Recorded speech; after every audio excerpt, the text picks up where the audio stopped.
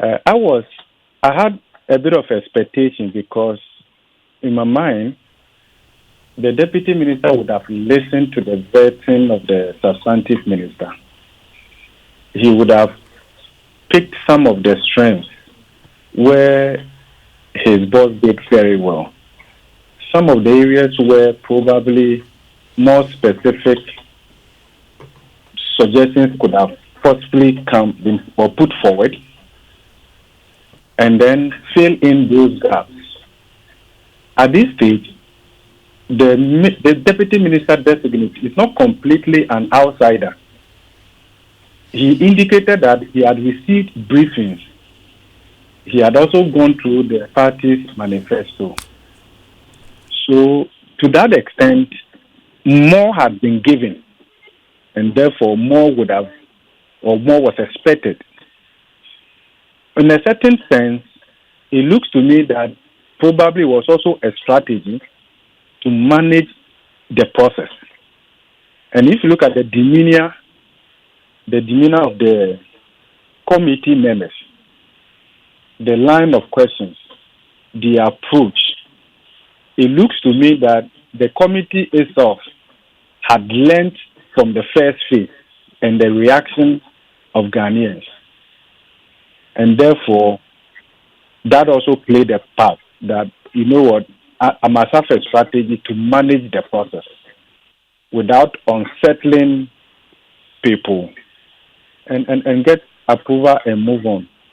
But I think the stakes are high, much higher than just pleasing the committee over there.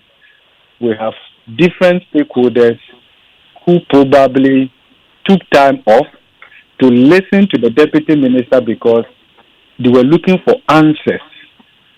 People need to take decisions. So the fact that you're a deputy minister necessarily does not mean that you should not have a mind of your own. And to be able to hold your own in arguments or debates as you support the substantive minister. If all that you have to do is to refer us to what the substantive minister has said or what is in the manifesto, then probably, as Francis said, then we could probably do away with that position. We could make some savings. But I want to believe that we may not be fair to him totally, looking at just what happened yesterday and probably what will happen when he's given the nod. It may be part of a strategy, but at the end of the day, I felt that it was a missed opportunity. Yeah, but Prof, talking about we may not be fair, if I wear my English language hat, we say that I do not know what you think until you speak. So what you say is what I know. So what he said is how I can judge him, is how we can judge him, isn't it? How would it be unfair when he had an opportunity, and that's what he put up?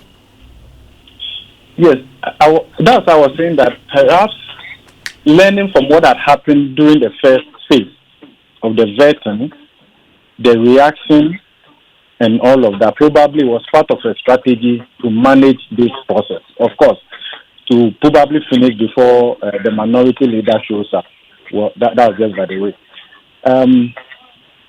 Perhaps the little I know about him and the readings that I have done, he is a calm person, but also results focused.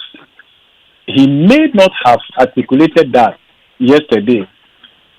He may not have exhibited that level of assertiveness.